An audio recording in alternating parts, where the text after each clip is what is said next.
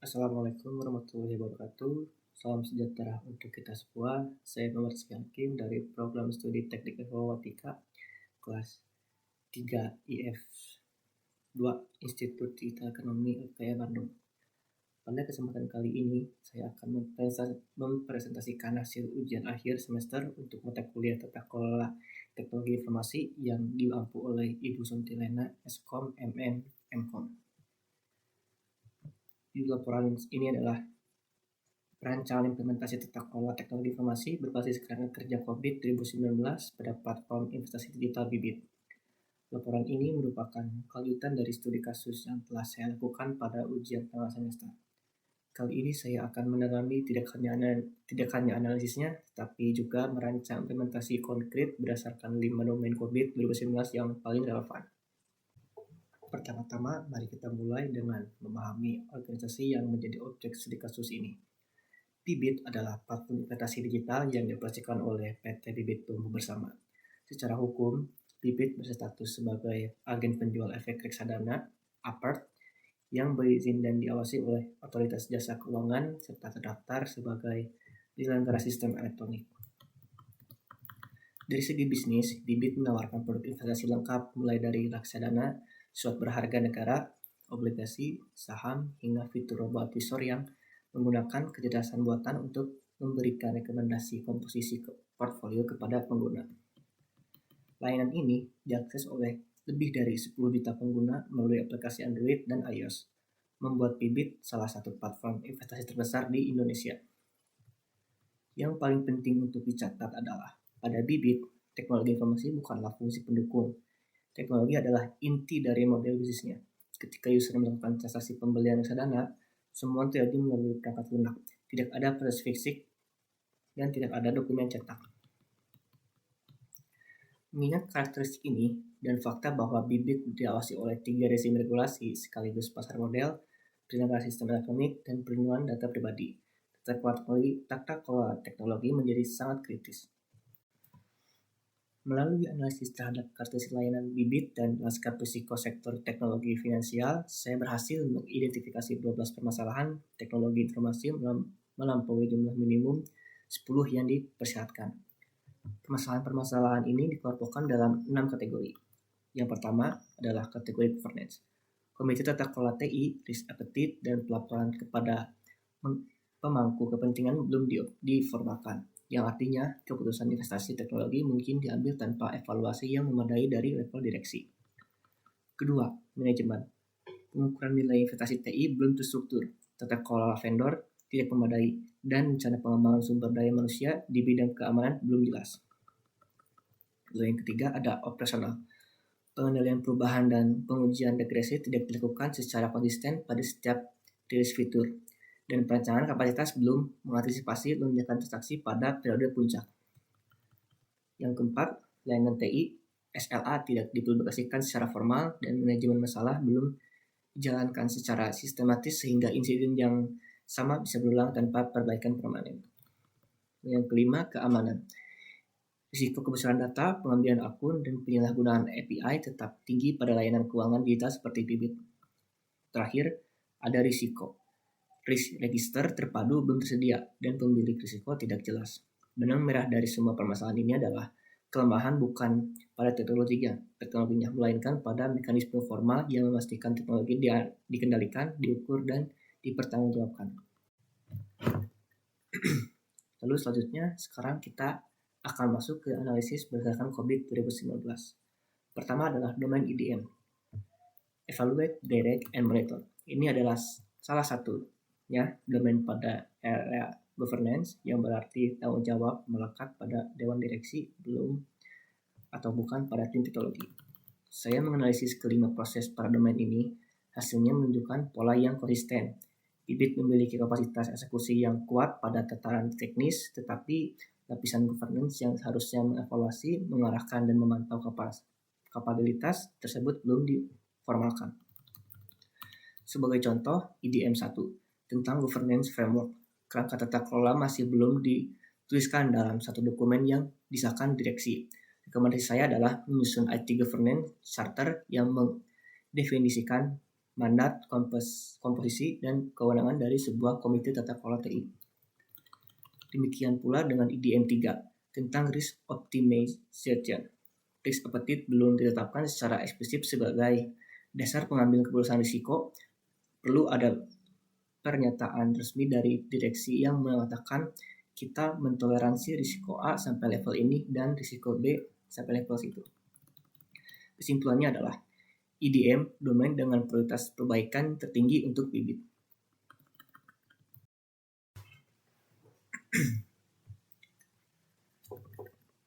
Domain kedua adalah APO, Align, Plan, and Organize. Ini adalah domain yang menjembatani strategi bisnis dengan strategi teknologi informasi. Saya menganalisis 11 proses pada domain ini melampaui jumlah minimum 8 proses. Pola yang muncul pada APO agak berbeda dari IDM. Pada APO, kesenjangan utamanya bukan berupa ketidakadaan aktivitas, melainkan ketiadaan formalisasi. Dengan kata lain, aktivitas berjalan tapi tidak dokumentasi, tidak terstruktur, tidak teratur, dan tidak dapat diverifikasi. Sebagai contoh, APO 02 tentang strategi. Perusahaan sudah memiliki arah strategis yang jelas terlihat dari pengembangan fitur investasi berkelanjutan. Namun belum ada dokumen IT strategic roadmap yang formal menautkan inisiatif teknologi dengan sasaran perusahaan. Demikian juga APO 10 tentang vendor management. Bibit sudah bekerja sama dengan berbagai vendor untuk layanan awan, gerbang pembayaran, dan layanan keamanan. Tetapi belum ada proses due diligence yang formal, SLA yang terstruktur, atau exit plan apabila vendor mengalami kegagalan. Kesimpulannya, domain membutuhkan formalisasi dan dokumentasi yang sistematis. Lalu selanjutnya ada domain ketiga adalah BAI, Build, Acquire, and Implement. Domain ini berkaitan dengan cara organisasi mengubah kebutuhan bisnis menjadi solusi teknologi yang siap dioperasikan. Pada bibit yang menggunakan model pengembangan yang gesit, domain ini memiliki karakter khusus. Kecepatan rilis fitur adalah keunggulan kompetitif, tetapi kecepatan tanpa gerbang kendali yang memadai berubah menjadi risiko operasional. Saya menganalisis 7 proses pada domain ini. BAI 06 tentang pengendalian perubahan sistem dilakukan melalui rilis berkala. Tapi klasifikasi risiko perubahan dan persetujuan berjenjang belum diformalkan secara ketat. Yang artinya perubahan yang berisiko tinggal berpotensi dirilis tanpa evaluasi mengenai. Demikian juga BAI 07 tentang penerimaan perubahan. Pengujian dilakukan sebelum fitur dirilis, tetapi regresi menyeluruh, kriteria go no go yang eksplisit, dan user acceptance test yang terdokumentasi belum sepenuhnya baku. Rekomendasi saya adalah menggunakan pendekatan DevSecOps di mana kontrol keamanan dan pengujian menjadi bagian otomatis dari alur rilis, bukan penghambat rilis. Lalu selanjutnya ada domain keempat adalah DSS Deliver, Service dan Support. Domain ini adalah yang paling ketat dengan pengalaman pengguna sehari-hari. Saya menganalisis ke-6 proses pada domain ini sebelumnya. Kekuatan bibit pada domain DSS terletak pada kontrol preventif berbasis teknologi. Misalnya, autentikasi multifaktor, enkripsi, dan pemantauan sistem sudah diterapkan dengan cukup baik. Namun kelemahannya terletak pada kontrol prosedural dan kontrol detektif. Sebagai contoh, DSS 02 tentang manajemen permintaan dan insiden keluhan pengguna memang ditangani melalui kanal bantuan digital, tetapi matriks prioritas dan target waktu penyelesaian belum dipublikasikan secara formal. Demikian juga DSS 03 tentang manajemen masalah pengalaman insiden cenderung fokus pada pemulihan layanan, bukan pada analisis akar penyebab. Akibatnya, insiden yang sama bisa berulang tanpa perbaikan permanen. Kesimpulannya yakni, bibit memiliki fondasi teknis yang kuat tetapi perlu memperkuat prosedur dan pemantauan. Lalu selanjutnya adalah domain MEA. Domain kelima adalah MEA, Monitor, Evaluate, and Access. Domain ini menutup siklus tata kelola dengan memastikan bahwa apa yang direncanakan membangun dan benar-benar dioperasikan, terpantau, dan terevaluasi. Tanpa domain MEA, arahan dari direksi pada domain IDM tidak pernah memperoleh umpan balik yang jelas. Siklus tata kelola menjadi tidak tertutup. Saya menganalisis ketiga proses perdagangan ini. 01 tentang pemantauan kinerja. Pemantauan teknis diasumsikan berjalan pada tingkat operasional, tetapi belum ada konsolidasi metrik ke dalam laporan kinerja tata kelola yang disampaikan kepada direksi. Akibatnya, metrik tetap bersifat teknis dan terfragmentasi, belum tertaut dengan sasaran perusahaan. 02 tentang sistem kontrol internal. Kontrol internal terkait transaksi diasumsikan ada karena kewajiban regulasi, tetapi pengujian efektivitasnya secara independen belum dilakukan secara berkala. Kesimpulannya, MEA adalah titik lemah struktural pada organisasi yang bertumbuh cepat seperti bibit. Kapasitas membangun dan operasikan berkembang lebih dahulu daripada kapabilitas memantau dan mengevaluasi. Sekarang saya akan mempresentasikan hasil penilaian tingkat kapabilitas. Saya menilai 32 proses COVID 2019 menggunakan skala performance management yang terdiri dari 6 tingkatan, dari level 0 sampai level 5. Rata-rata tingkat kapabilitas saat ini untuk bibit adalah 2,47 dari skala 5. Rata-rata target yang wajar adalah 3,78. Ini berarti bibit berada pada posisi transisi antara level 2 yang disebut manage dan level 3 yang disebut establish, yang artinya proses-proses teknologi informasi sudah direncanakan dan dikendalikan pada tingkat tim, tetapi belum sepenuhnya dilakukan sebagai standar organisasi yang berlaku konsisten di seluruh unit. Hal yang penting dicatat, tidak ada satu pun proses yang nilai berada pada level 0 atau level 1. Ini menunjukkan bahwa fondasi teknis perusahaan sesungguhnya kuat. Kesenjangan rata-rata ada 1,31 level. Jika kita melihat per domain, IDM memiliki kesenjangan rata-rata terbesar 1,4 level, diikuti APO sebesar 1,19 dan MEA sebesar 1,67. Yang menarik adalah bahwa kesenjangan terbesar konsentrasi pada proses-proses governance dan pemantauan, tidak pada proses-proses teknis. Lalu selanjutnya, saat ini menampilkan analisis kesenjangan proses-proses dengan prioritas tertinggi. Saya memilih 14 proses yang memiliki kesenjangan 2 level dan prioritas tertinggi. Prioritas ditetapkan berdasarkan 3 faktor. Yang pertama ada besarnya kesenjangan tingkat kesulitan proses terhadap keseluruhan layanan dan konsekuensi spekulasi apabila proses tersebut gagal.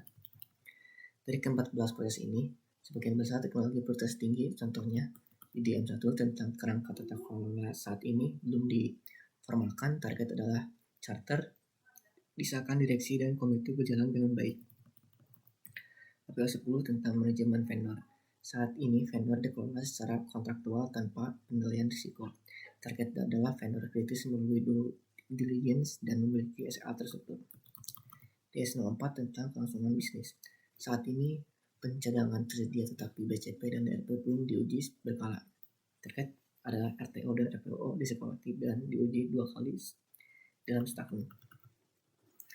Pola yang muncul dari tabel ini konsisten dengan simpulan sebelumnya. Kesenjangan terbesar tidak terletak pada kapabilitas membangun sistem, melainkan pada kapabilitas mengendalikan, memantau, dan mempertanggungjawabkannya. Lalu slide 11, roadmap implementasi. Peta jalan implementasi dirancang untuk jangka waktu 3 tahun dengan logika bertahap. Tahun pertama diarahkan pada pembangunan fondasi, komite tata kelola TI dibentuk, risk appetite ditetapkan, dan kebijakan induk disusun. Tanpa kebijakan dan struktur yang jelas, seluruh inisiatif berikutnya akan kehilangan pijakan. Tahun kedua diarahkan pada implementasi kontrol dan penguatan operasional. DevSecOps. Diterapkan vendor governance dibangun dan BCP serta DRP diuji. Tahap ini adalah di mana teknologi baru dan proses baru diintegrasikan ke dalam alur kerja. Tahun ketiga difokuskan pada pemantauan, pengukuran, dan perbaikan berkelanjutan. Dashboard kinerja dioperasionalkan, audit nasional dilakukan, dan sertifikasi ISO atau IEC 27001 dikejar. Urutan ini tidak dapat dipertukarkan. Pengalaman pasca COVID pada berbagai organisasi menunjukkan bahwa investasi teknologi yang mendahului penetapan kebijakan justru menghasilkan berkas yang tidak terpakai. Kebijakan harus lebih dahulu kontrol menyusul pengukuran bentuk siklus.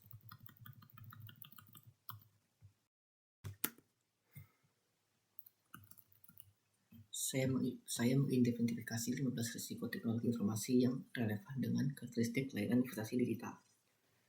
6 risiko teratas ditampilkan di slide ini. Semua tergolong prioritas tinggi. Pertama, kebocoran data pribadi dan data keuangan nasabah dampaknya meliputi sanksi, perlindungan data pribadi, tuntutan hukum, dan hilangnya kepercayaan publik. Mitigasi meliputi enkripsi, klarifikasi data, dan pencegahan kebocoran data. Kedua, pengembalian akun melalui phishing atau pencucian kredensial. Mitigasi adalah autentikasi multifaktor dan deteksi login ke anomali. Ketiga, henti layanan pada periode transaksi puncak. Mitigasi meliputi arsitektur, ketersediaan tinggi, dan perencanaan kapasitas. Keempat, kerentanan pada antarmuka pemrograman aplikasi atau API. Risiko ini semakin relevan dengan meningkatnya penggunaan API di era microservices. Kelima, kegagalan integrasi dengan bank, kustodian, atau kanal pembayaran. Mitigasi meliputi pemantauan integrasi, rekonsiliasi, otomasi harian, dan SLA yang mengikat mitra. Keenam, ketidakpatuhan terhadap POJK, kewajiban PSE atau perlindungan data pribadi.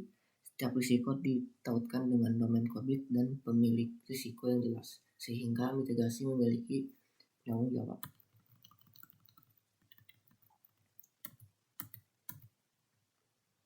Saya merumuskan 18 rekomendasi strategis melalui jumlah minimum 15. Rekomendasi ini dikelompokkan menurut horizon waktu pelaksanaan jangka pendek, jangka menengah, dan jangka panjang. Jangka pendek 0 sampai 12 bulan meliputi 7 rekomendasi. Fokusnya adalah penerbitan komite, penetapan risk appetite, penyusunan kebijakan keamanan dan perlindungan data pribadi, pembangunan risk register, dan penunjukan data protection officer. Intinya kebijakan struktur governance. Jangka menengah 12 sampai 24 bulan meliputi 8 rekomendasi. Fokusnya adalah penerapan DevSecOps, pembangunan vendor governance, penyusunan dan pengujian BCP atau DRP, operasionalisasi security operation center, dan manajemen insiden dengan SFA. Intinya penguatan kontrol keamanan data, perubahan, dan kontinuitas. Jangka panjang 24 sampai 36 bulan meliputi 3 rekomendasi. Fokusnya adalah pembangunan dashboard tata kelola TI otomatis, pembentukan fungsi audit internal TI yang independen, dan persiapan sertifikasi ISO atau IEC 27001. Intinya pemantauan peningkatan berkelanjutan. Prinsip yang saya anut adalah mencoba memperbaiki segalanya sekaligus, karena dalam praktiknya justru berakhir pada tidak ada yang selesai. Urutan dan phasing sangat penting untuk kesuksesan jangka panjang. Yang terakhir adalah kesimpulan. Sekarang saya akan menyajikan 4 kesimpulan utama dari laporan ini. Kesimpulan pertama, tingkat kematangan tata kelola. Rata-rata kapabilitas bibit adalah 2,47 dari 5, menempatkan perusahaan pada posisi transisi antara level manage dan level established. Fondasi teknis kuat, tidak ada proses pada level 0 atau 1, tetapi lapisan governance dan pemantauan belum matang. Kesimpulan kedua, domain paling kritis DM dan MEA adalah domain paling kritis tanpa kerangka governance. Perbaikan kehilangan arah tanpa pemantauan keberhasilannya tidak pernah terbukti. Ini menciptakan siklus tata kelola yang tertutup. Direksi pun memberikan arahan, manajemen melaksanakan, dan kemudian hasil dilaporkan kembali ke direksi. Kesimpulan 3, prioritas implementasi. Struktur governance harus dibangun terlebih dahulu, baru kemudian pengetahuan kontrol keamanan data dan perubahan diakhiri dengan kapabilitas pemantauan. Urutan ini tidak dapat dipertukarkan. Yang keempat, manfaat penerapan COVID-19. COVID menyediakan bahasa bersama antar direksi dan tim TI, memungkinkan pengukuran kapabilitas yang objektif dan berulang. Dapat diintegrasikan dengan standar lain seperti ISO 27001 dan UU Perlindungan Data Pribadi. Dan akhirnya memperkuat kepercayaan pemangku kepentingan yang bagi layanan investasi digital adalah modal usaha paling penting.